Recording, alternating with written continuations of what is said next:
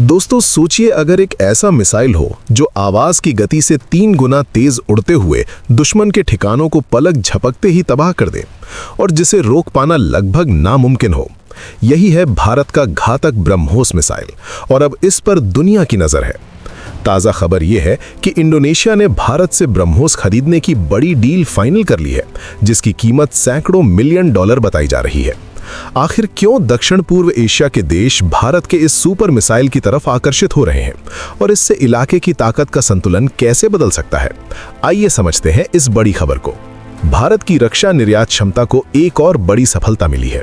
Reports के मुताबिक Indonesia ने भारत से BrahMos supersonic cruise missile system खरीदने का फैसला किया है। ये डील कई महीनों की बातचीत के बाद सामने आई है और इसकी कीमत लगभग 200 से 350 मिलियन डॉलर के बीच बताई जा रही है। इंडोनेशिया के रक्षा मंत्रालय के वरिष्ठ अधिकारी रिको रिकार्डो सिरायत ने इस विकास की पुष्टि भी की है। ब्रह्मोस मिसाइल को भारत और रूस के संयुक्त उपक्रम ब्रह्मोस एरोस्पेस ने विकसित किया है। ये दुनिया की सबसे तेज ऑपरेशनल क्रूज मिसाइलों में से एक है, जिसकी गति मैक 3 यानी आवाज की गति से करीब 3 गुना है। इस मिसाइल की खासियत है इसकी पिन पॉइंट सटीकता और बेहद कम ऊंचाई पर उड़ान भरने की क्षमता, जिससे दुश्मन के रडार के लिए इसे पकड़ना बहुत मुश्किल हो जाता है। यही वजह है कि इसे समुद्र और जमीन दोनों तरह के टारगेट के खिलाफ इस्तेमाल किया जा सकता है। हाल ही में भारत के ऑपरेशन सिंदूर के दौरान भी ब्रह्मोस मिसाइल की ताकत दुनिया ने देखी। इस ऑपरेशन में भारत ने पाकिस्तान के कब्जे वाले इलाके में मौजूद आतंकी ठिकानों को निशाना बनाया। रिपोर्ट्स के मुताबिक Sukhoi Su-30 MKI fighter jet से लॉन्च किए गए ब्रह्मोस मिसाइलों ने दुश्मन के रनवे, कमांड सेंटर और मजबूत बंकरों को सटीक तरीके से तबाह कर दिया।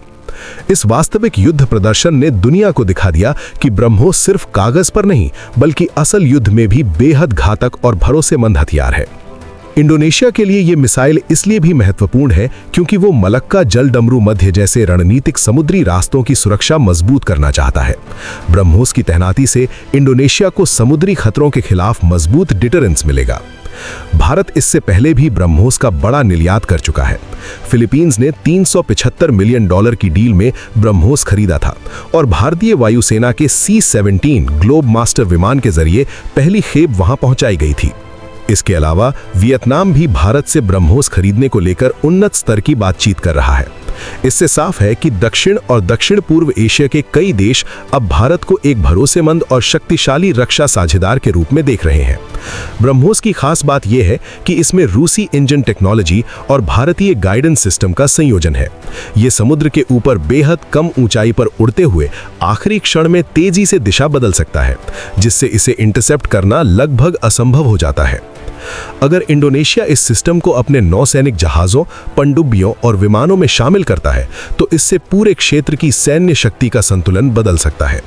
और यही कारण है कि ब्रह्मोस अब सिर्फ भारत की ताकत नहीं बल्कि भारत की रक्षा कूटनीति का सबसे बड़ा हथियार बनता जा रहा है। तो दोस्तों, आपको क्या लगता है? क्या ब्रह्मोस मिसाइल के बढ़ते निर्यात से भारत दुनिया का बड़ा डिफेंस एक्सपोर्टर बन सकता है? अपनी राय कमेंट में जरूर बताइए। वीडियो पसंद आए तो लाइक, शेयर और चैनल को सब्सक्राइब करना मत भूलिए।